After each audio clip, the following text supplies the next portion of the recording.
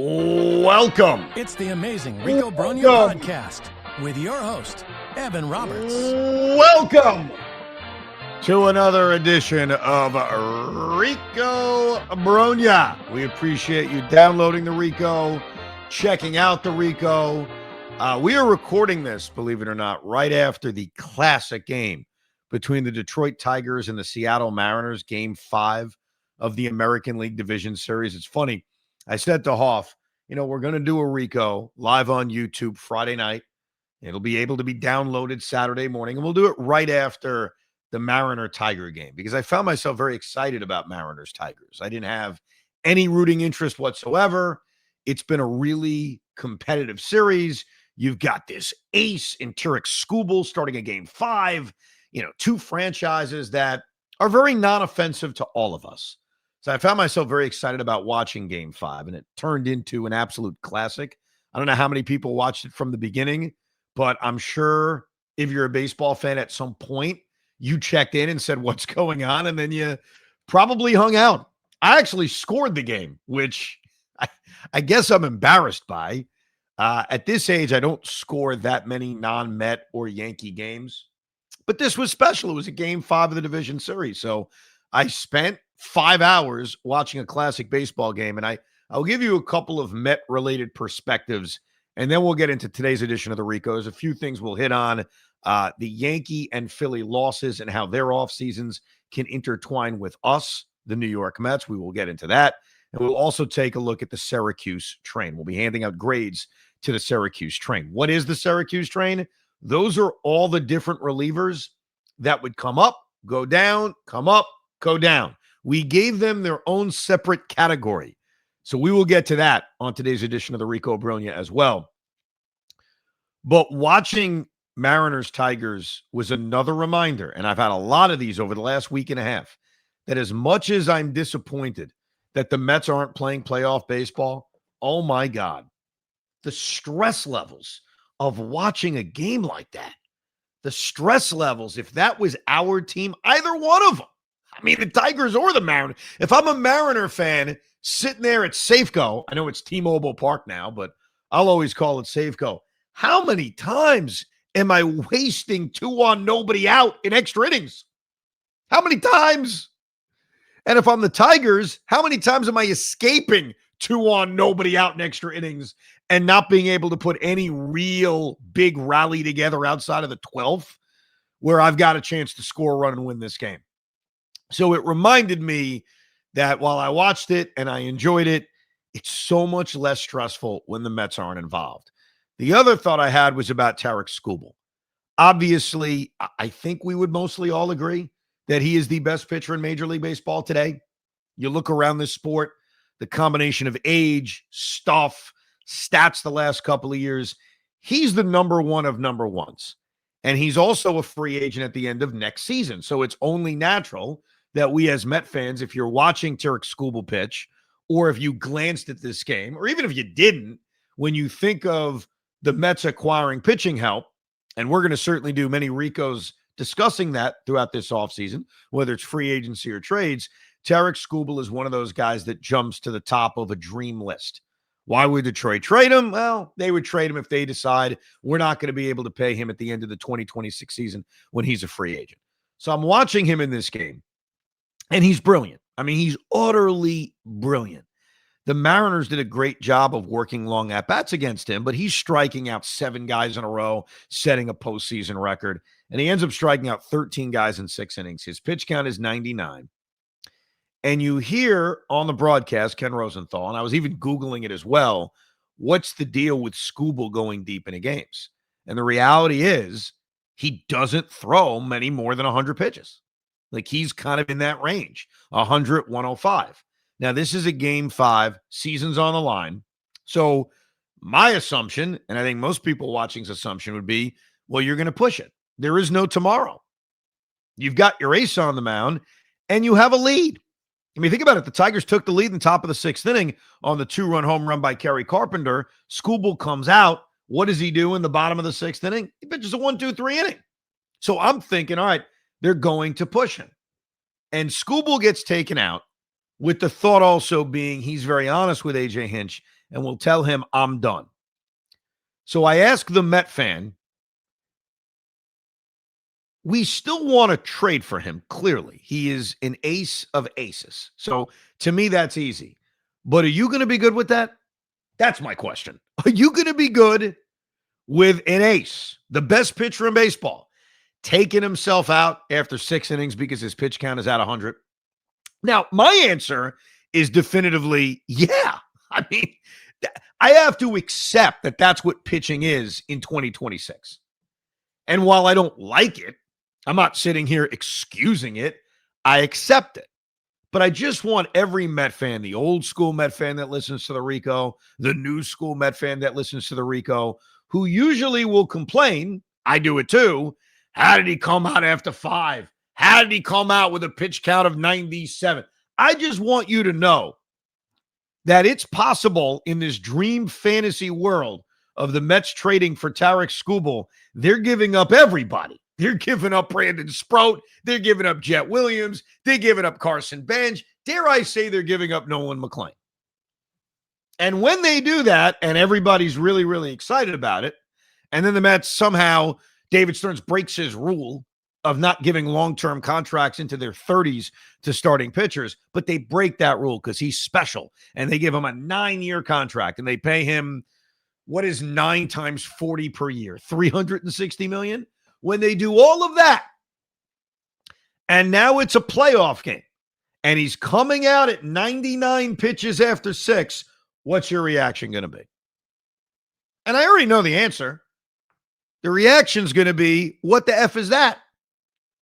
I was talking to a buddy of mine who's a big Tiger fan, and which is why I found myself rooting for the Tigers, because I am a compassionate human.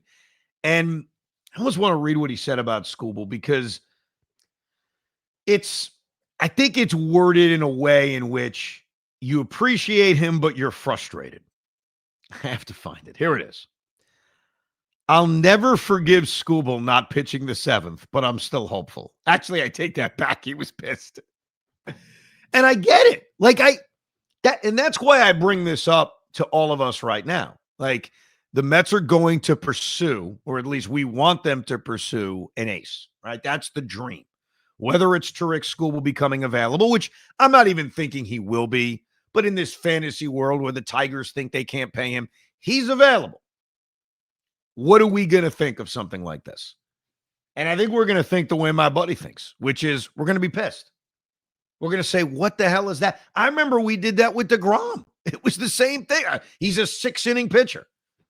Now, I think what we need to do in 2026 is accept that that's the norm, that if you want to get 8 innings out of a starting pitcher, whether it's Skubal or it's McLean or it's anybody else, it has to be economical, which is why the Mariners did a really good job of battling him and working deep counts. It's a part of why when you think about building a baseball team, and we are now in the offseason structure of trying to rebuild the New York Mets, having guys that work deep counts, having guys that can battle and foul pitches off, even if ultimately the at-bat ends in a strikeout, is a real value.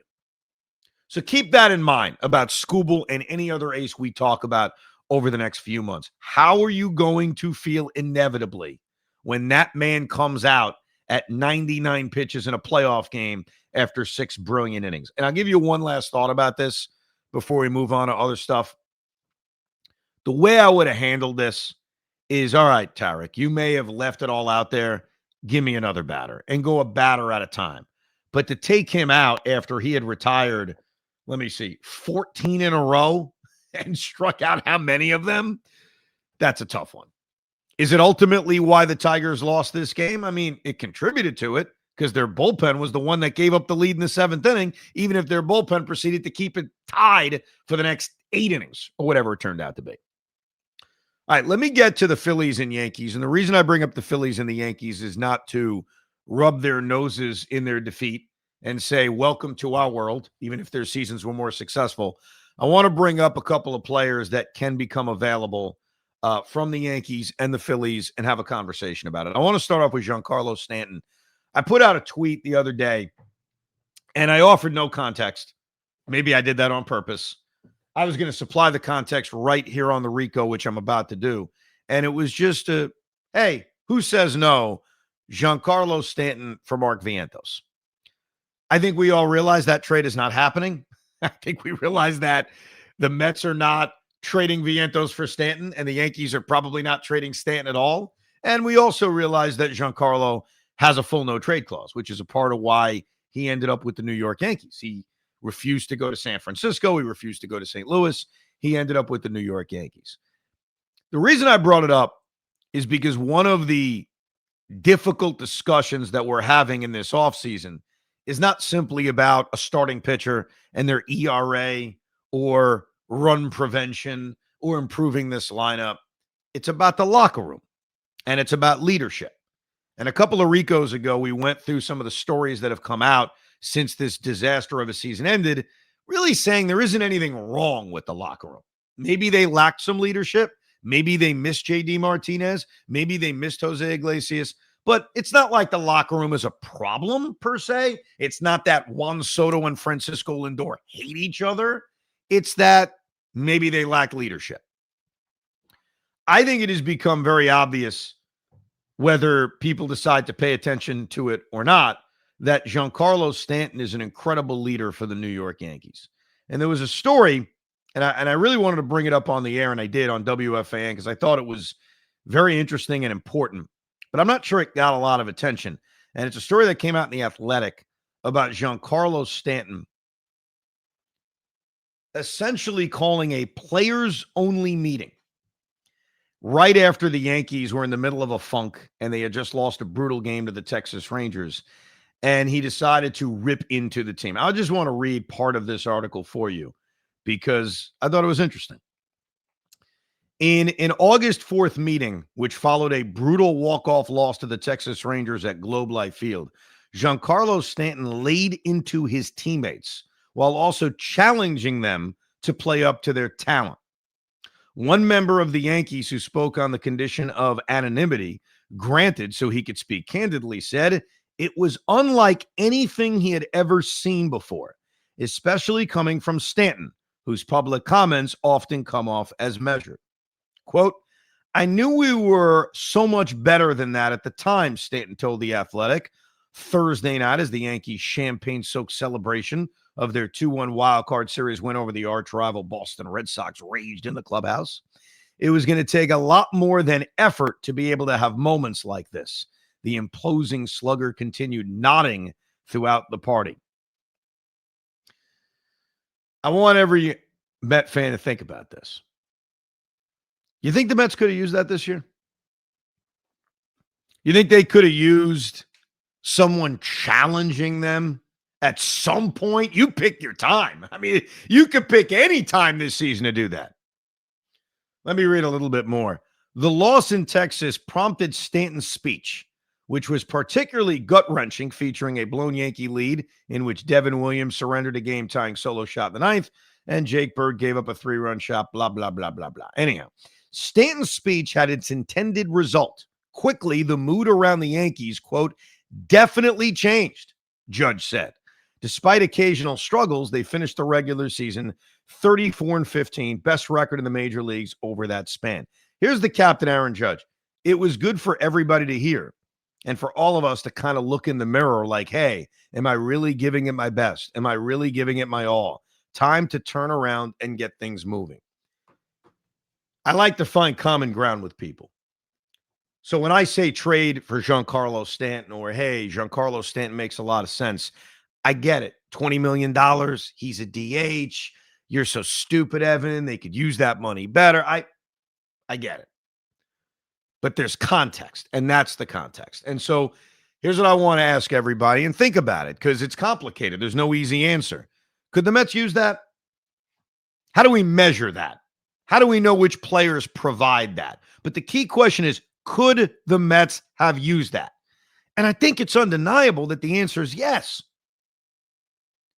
So I see that story, and I get I'm closer to the Yankee situation than I am the Royal situation, to know who's a leader in that room, to be another target for the Mets. But you hear a story like this, and we all know what he can still contribute on the field.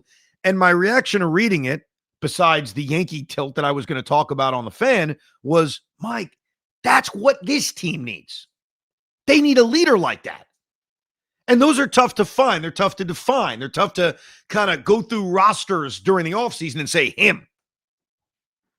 So I hear that story and I say, boy, if the New York Yankees, 2 years away from this contract running out, would really move him, they would really move him because they want more flexibility on their roster or whatever reason they want, and they don't value that in the room, then I think it would be foolish to not make a phone call and be interested in a player like that because it serves a few purposes. Number one, is he a useful baseball player? Absolutely.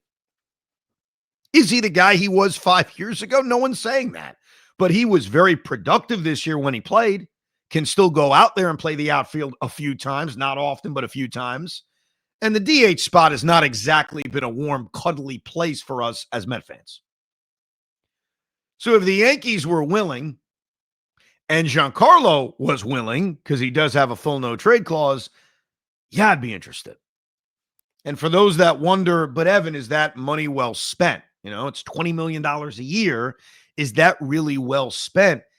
Look, know in the context of stats, know in the context of run prevention, obviously. But how do you value that kind of leadership? And do you think the Mets could use leadership like that? That's the thing that's worth thinking about. So that's my Yankee connection. It's not about rubbing their nose in on the fact they got knocked out by the Blue Jays. I know a lot of Met fans are very happy about that. Great. Now let's get to the Phillies. I'm not here to make fun of Orion Kerkering or mock the fact they got knocked out. And basically every year they've taken a step backwards from losing in the World Series in 22 to blowing the NLCS in 23 to losing to us in 24 to now a heartbreaking loss in 2025. I'm here to talk about the conversations they're having and how it relates to us. What do you think Philly fans are talking about? They're talking about their core. They're trying to figure out, do we have to change our core? And remember this about the Phillies core. It's all bought players. When they were being marveled at in 2022 and the city of Philadelphia was falling in love with them, I love to point out, like, yeah, I mean, you can fall in love with them. It's a completely bought team. Like every single guy in that core, Trey Turner, Bryce Harper, Kyle Schwarber, JT Realmuto, Nick Castellanos, they're all bought free agents, like all of them. Not that there's anything wrong with that. We have some bought free agents, but it ain't our entire core. And so that core was beloved. It had success. And obviously, those guys like Kyle Schwarber and Trey Turner have failed in major ways the last couple of years. So their conversation is, we need to break up the core. Their conversation is, we need to do something major. How does this relate to us? Here's how it relates to us. They may not want to re-sign Kyle Schwarber and JT Realmuto. Let me start with JT Realmuto. I think he's closer to done than his prime. And unless I'm blown away on an Alvarez offer where there's some kind of trade package, maybe it goes back to Tarik Skubal where it's like, oh, Alvarez is in a deal like that. I'm not pushing to go after JT Realmuto. The Kyle Schwarber thing is a lot more interesting because I've heard, not with the same vigor or stories about Stanton, but I've heard that Kyle Schwarber is a great leader in that Philly room. And again, if we're talking about leadership and we're talking about adding that to this room or at least changing what's in that room, Kyle Schwarber would be a change. But the appealing thing about Kyle Schwarber is that he's a slugger. And if the Mets are really going to move off of Pete Alonso, which I hope they don't, I think I've made that very, very clear, they could replace his offense with Schwarber, make him the full-time DH, and then go improve first base defense elsewhere. Would I prefer that? The answer is no. I wouldn't prefer that. First of all, Pete's a couple of years younger, number one. Number two, even if you want to make Pete more of a designated hitter to improve your run prevention and your defense, I still hold out hope that as long as you pay Pete what he believes he's worth, he'll come back and DH half the time. And the reason I have some level of confidence in that is I look around the sport and I look at other teams. I look at the Phillies. I think they're a major candidate to go after Pete Alonso. If they're going to change their core, if they're going to let Kyle Schwarber walk, if they're going to let JT Realmuto walk, if they're going to deal off Nick Castellanos, they're going to have to replace that production. Would I be stunned if they signed Pete and moved Bryce back to right field or had Pete DH most of the time? I wouldn't be. I think, and you could save the tape on this, there's at least a possibility, if not a high possibility, but certainly a smallish possibility that the Mets and the Phillies are swapping superstars. Pete ends up in Philly and Kyle ends up with us. I don't prefer that. I am not endorsing that. I'm talking through it. I'm talking through the pluses and the minuses. Contract-wise, I kind of feel they're going to end up with similar deals, even though Pete plays a position, though not incredibly well or highly regarded around the sport. I still happen to think Pete is an average defensive first baseman. I thought he had a bad final month. But does the league view him that way? I'm not sure. But I think the Phillies are a weird threat right now because they're going to do something major. And maybe it's firing Rob Thompson and going out and hiring Bruce Bochy. I don't know. I guess it's possible. But I think they're going to change their core. And I wouldn't be surprised if they decide to let Kyle Schwarber go. And I wouldn't be surprised if they made a push for Pete Alonso. So I'm glad the Phillies are gone. I want to get that out of the way. But I did have those thoughts about Schwarber and how he could make sense. And look, my biggest concern, because I'm going to take the emotion out on Pete, the whole homegrown stuff, I'm putting that aside. And I'm going to try to do that for the duration of this offseason. I'm going to do baseball, like baseball team, what makes them better conversation with Pete. My biggest concern when you lose him is how you replace the offense. This was an offense that wasn't good enough this year. We could blame the pitching all we want. They did not score enough runs. They didn't score enough runs in game 162. And quite frankly, when you look at the totality of the season, they did not match the expectations we had for this offense. I've said it a lot so far on these offseason Ricos. They scored fewer runs than they scored the year before. How anyone could find that acceptable is beyond me. So if you lose Pete Alonso, if you decide to walk away from Pete Alonso, how are you replacing his production? You can improve defense at first base all you want. You're taking away nearly 40 home runs and 120 RBIs. How are you replacing it? Kyle Schwarber replaces it, and he allows you the ability to get better defensively because he's just your DH. We'll go deeper on this in a couple of weeks, a Pete replacement Rico Brogna, but certainly a thought when it comes to Kyle Schwarber. Now, let's hand out some more grades. We've already handed out grades for the offense. If you missed it, that was episode 565. We handed out grades for the starting pitchers. That was episode 566. And today we are going to look at the Syracuse train. Now, let me give you some perspective on the Mets' usage of the Syracuse train and how many pitchers the Mets employed in 2025. They used 43 real pitchers. And when I say real pitchers, that means I'm not including Jared Young, who pitched once, Luis Torrens, who pitched twice, or even Travis Jankowski, who pitched once. They used 43 real pitchers.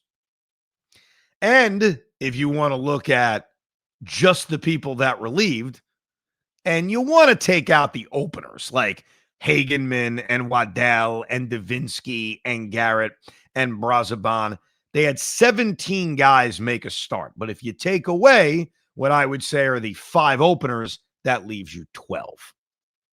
And since there were 43 pitchers and 12 of them made starts, let's do the math. In fact, I have to do the math with you. That leaves you with 30 guys that exclusively appeared out of the bullpen. Take Clay Holmes out. He wasn't a reliever despite 2 appearances out of the pen. Take Sean Manaea out despite 3 appearances out of the pen. You're looking at nearly 30 real relievers. But they had a lot of guys that went up, and down. And it's about time we honor those guys. So we're going to hand out grades. We're going to give you the history of the Syracuse charter. That's what we should call it, the Syracuse charter. Or the Syracuse train. Probably the Syracuse train. And we are going to pick our Syracuse trainer of the year. because those guys were valuable, man. They came up, they went down, they ate innings, they did a lot. So let's start off with the guys that you forgot about. Let's start off with Wander Suero. Wander Suero was added to the roster on September 4th, and then he was DFA'd on September 7th. So he was here for 3 days, and he didn't pitch that time. And then they brought him back on September 18th, and he was DFA'd on September 20th. Wander Suero. Do we even remember Wander Suero? Like, does he actually exist? Well, he did. And because he barely existed, I don't even know what grade I would give him. Let me see his complete stats for the season. Wander Suero with the New York Mets. Did he actually never get into a game? I can't even find him on Baseball Reference. Is it possible that he was added to the roster and never got into a game? Holy crap. Yeah, he never pitched. I find that really hard to believe. I could have sworn he pitched an inning. I guess he never got in. All right, Wander Suero, because you never pitched, though you were on the roster on 2 different occasions, I'm going to give you just a high. How are you? Then we've got Dom Hamill. Dom Hamill made 2 trips on the Syracuse train. He was added on August 4th, where he was on the roster and never made his major league debut. And then he was added back on September 13th and was here for 5 days. He got into 1 major league game and pitched 1 inning, put a bunch of guys on base, and got out of it, but never allowed a run. So Dom Hamill was able to put together a major league ERA and have it at 0. Dom Hamill, I have to give you, you know what? I can't even grade these guys. You know what? We're going to go through every single one of them, tell you how many times they were here. And I think for most of them, I'm just going to say thank you for your service, because I don't even know how I would give Dom Hamill a grade. Let me get to a guy who I was thinking about not including on the Syracuse train, because he was on this roster all the way until July. But then the Mets sent him down and decided to put him on the train 4 different times. I'm talking about Huascar Brazoban. Huascar Brazoban was on the team until July 29th. He got sent down so they could stretch him out, came back on August 23rd, got sent down on August 27th, was called up on September 11th, was set down on September 13th, and then came back on September 18th. Huascar Brazoban was good. Like, he actually ended up making 52 appearances this year, which was 4th on the team. He pitched to a mid-3 ERA, and he had a lot of good. He had some bad, but I would say more times than not, Huascar Brazoban was one of their more dependable bullpen arms. And that's why sending him down to begin with was kind of strange, but the purpose was to stretch him out. So I am going to give Huascar Brazoban a grade. I'm going to give him a B. I mean, I thought that was actually a solid year from him. Again, when you look at the inconsistencies of a lot of guys in this bullpen, Reed Garrett, who we'll get to when we go to the other relievers, I thought Brazoban was pretty good. How about this guy? Do you remember Alex Carrillo? He was only on the Syracuse train once. He was called up on July 8th and was sent down on July 25th. He got into 3 games and gave up 7 runs and 4 home runs in 4 2/3 innings. I think at some point, if you go back into the archives on the Rico, there was a day in which I was screaming, "Get Alex Carrillo off my team." Well, he was only here once. He was here for that 1 trip, and it was really, really bad. I am going to give him a grade. That's an F. Next up on this list is a guy who, I love the guys who are only here for 35 seconds.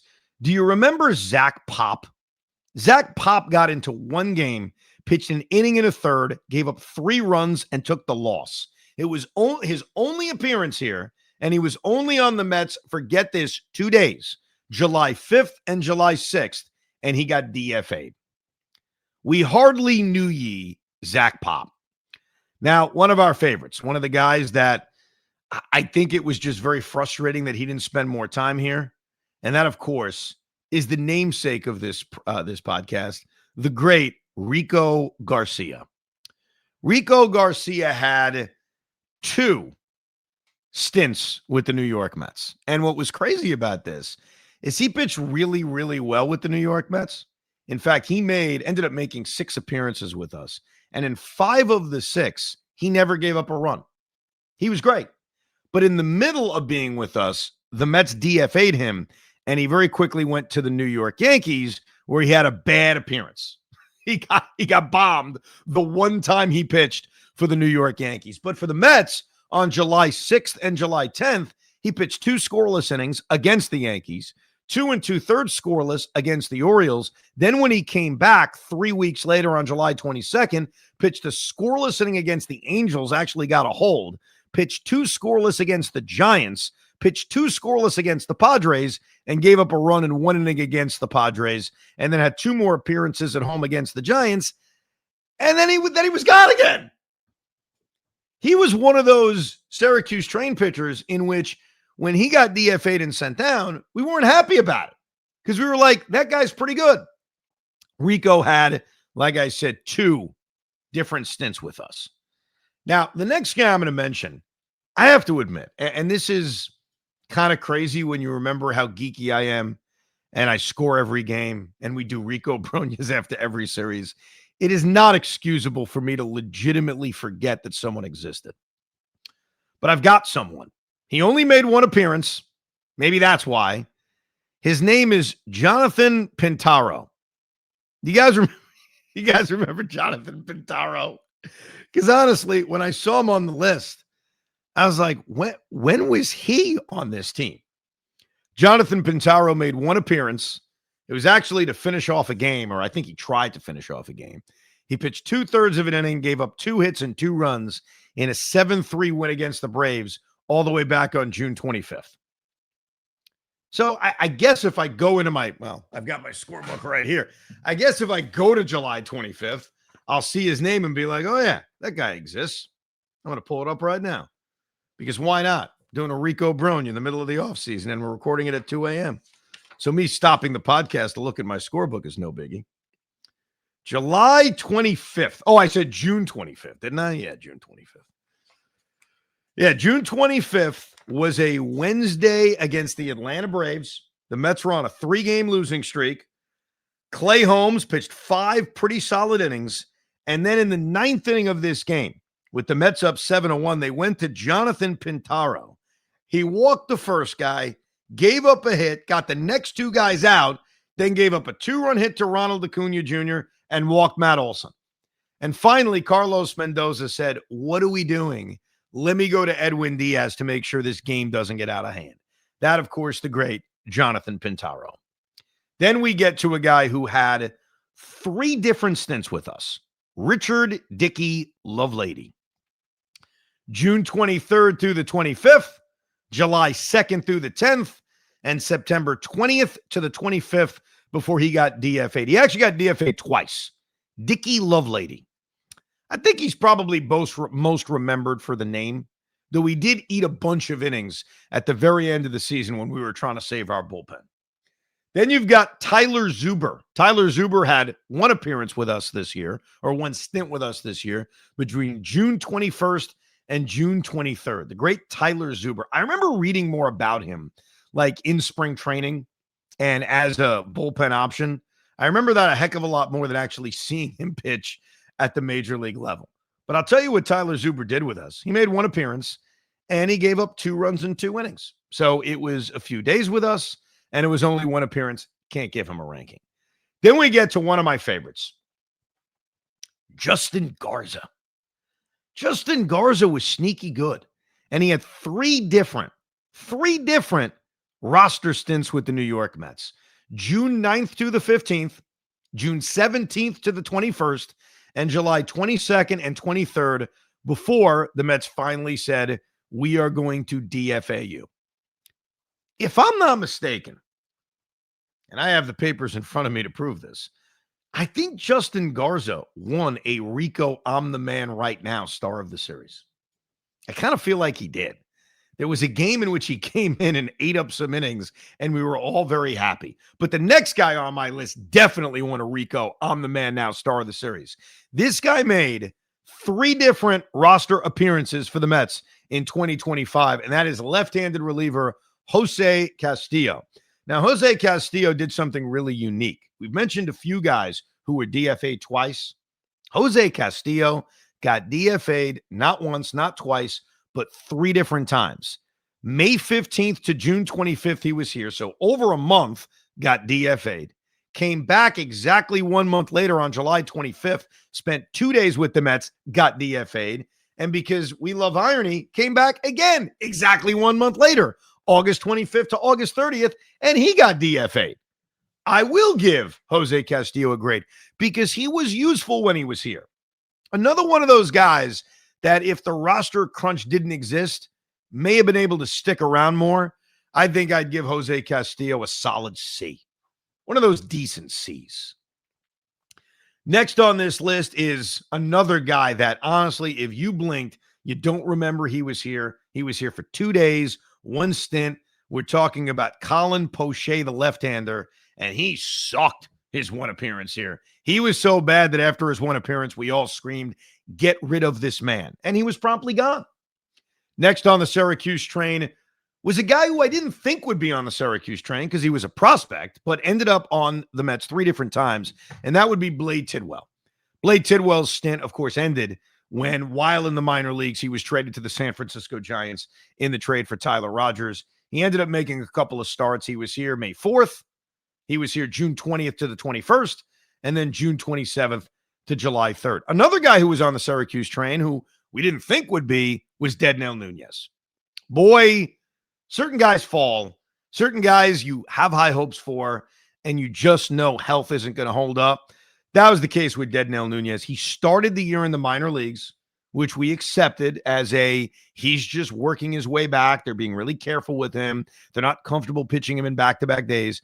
They called him up in May 4th. He was here for 13 days before he got sent back down, came back up, had 2 weeks here between June 19th and July 3rd, and then unfortunately got hurt. Tommy John surgery, IL stint. But now I present to you the man who won an award. It's not the best of the Syracuse train. It's the guy who somehow, some way ended up with so many different roster spots on this team. Now, this guy ended up making 5 appearances for the New York Mets. He threw 9 1/3 innings and only allowed 1 run and actually earned a victory. So pretty good numbers. But I want you to keep in mind, he had 9.5 innings or 9 1/3 innings and 4 appearances. What have I told you? Austin Warren had 8 different points in which he was on the Met roster. He was on the roster and then sent down 8 different times, double the amount of appearances he had as a New York Met. Are you ready? Hold on. May 2nd to 3rd, gets sent down. He comes back on May 4th as the 27th man, gets sent down. Comes back on June 22nd, goes down. Same day. Comes back on July 2nd, gets sent down. Comes back on July 3rd, lasts until July 5th, gets sent down. Comes back on July 10th, gets sent down. July 11th to the 13th, gets sent down. August 3rd to August 4th, we never saw him again. 8 different roster moments with us and pitched really well, including getting a victory. I have to give him a grade. I give him a B, though it's literally 9 innings over the course of a year in which they played a lot of innings. Next up on the Syracuse train was Hennessy Cabrera. Remember him? He actually only had 1 stint with the New York Mets. It was for about a month. We saw him in spring training. I remember Hoff was kind of okay with him making the team. He made 6 appearances, pitched 7 2/3 innings, pitched to a 3.52 ERA. I don't remember much about Hennessy Cabrera.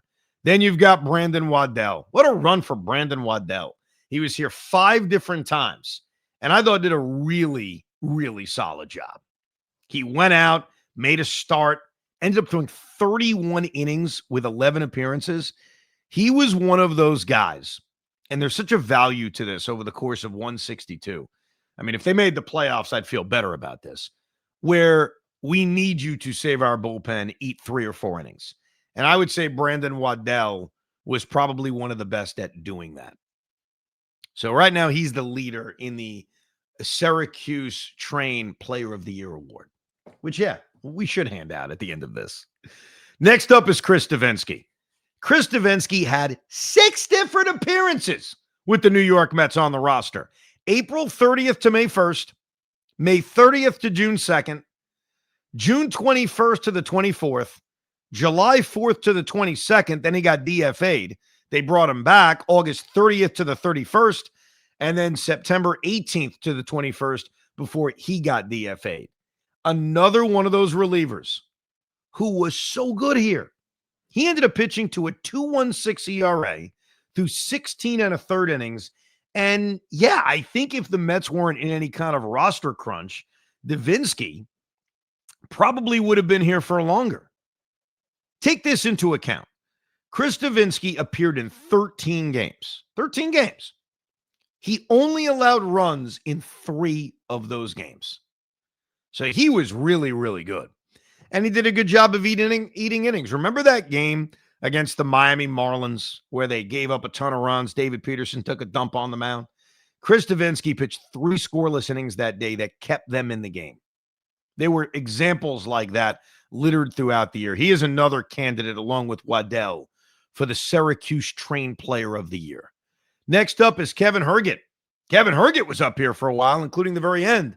5 different appearances with this team. April 29th to the 30th, July 19th to the 22nd, August 27th and 28th, September 2nd to the 7th, and September 25th to the 27th. A lot of different appearances, especially, actually finishing his season here. Overall, Kevin Herget for the New York Mets this year. He pitched to a even 3 ERA, 12 innings, 11 hits. Solid work. You know what you realize going through the Syracuse train? More times than not, the guys did good jobs. They really did. I mean, you've got the guys you forget, like Zach Pop and Joel Pintaro, who weren't good, or Tyler Zuber. But Justin Garza was good. Jose Castillo was mostly good. Austin Warren was good. I forgot about Ty Adcock. Ty Adcock was here and made 2 different appearances, May 1st and 2nd, June 15th and 19th. He too was good. Made 3 appearances, 3 innings, 1 run. This is the only area where David Stearns did a pretty good job. The Syracuse train was actually really good. It may have been the best part of our pitching. We have a couple of guys left. Don't worry. We've got Jose Urena. He sucked. He was here briefly, only April 27th to the 29th before he got DFA'd.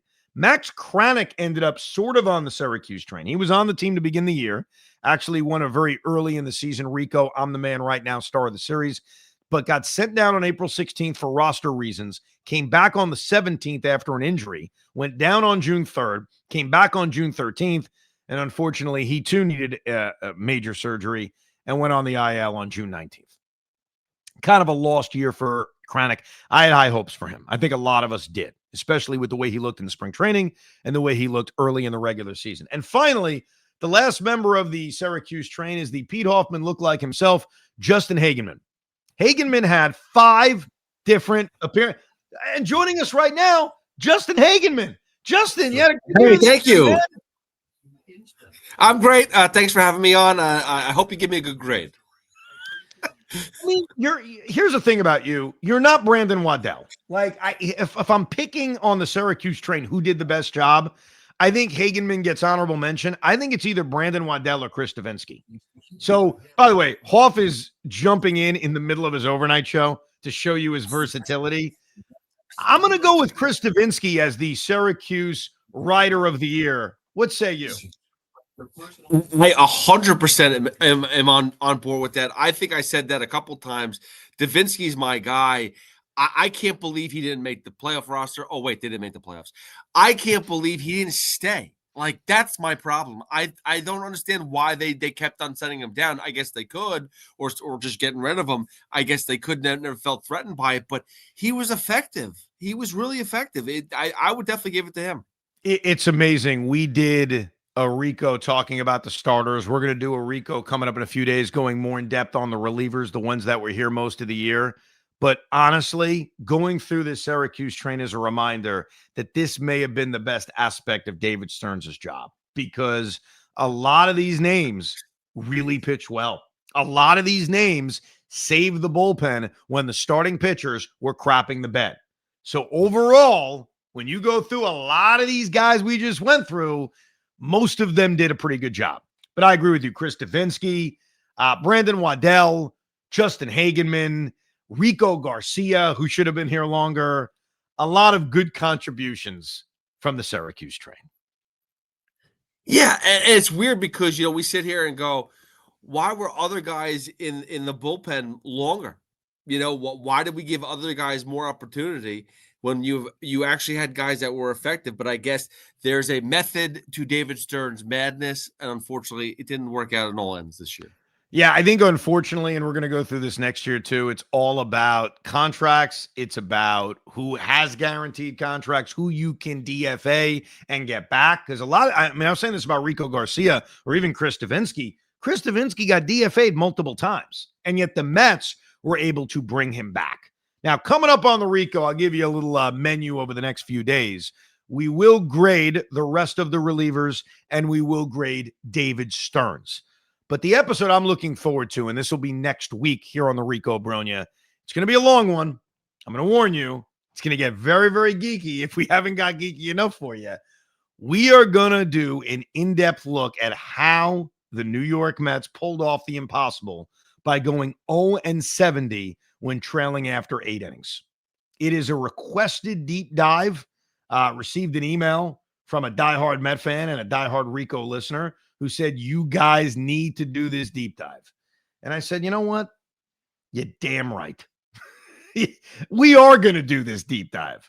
So we are going to try to figure out how they went 0-70, if the stat is a little bit misleading, if there were opportunities for them to do it. Really, every aspect of one part of the Mets in 2025 that is still unexplainable. How they went 0-70.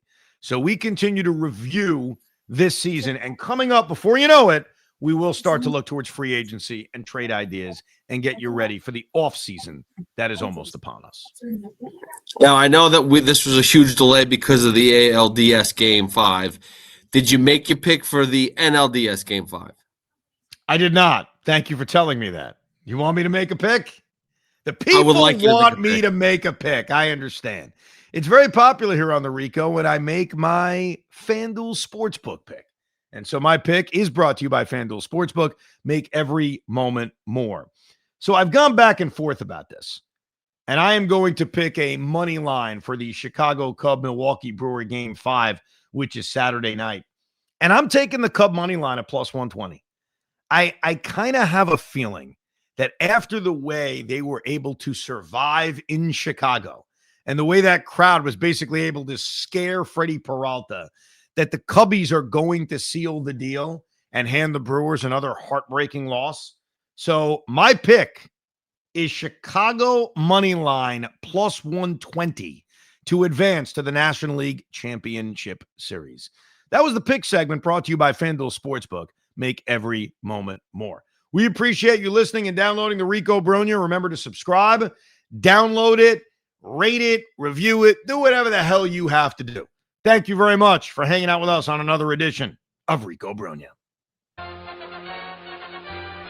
We hope you enjoyed this episode of the Rico Brogna podcast. It's amazing, isn't it? Make sure you download it now to keep it on you at all times.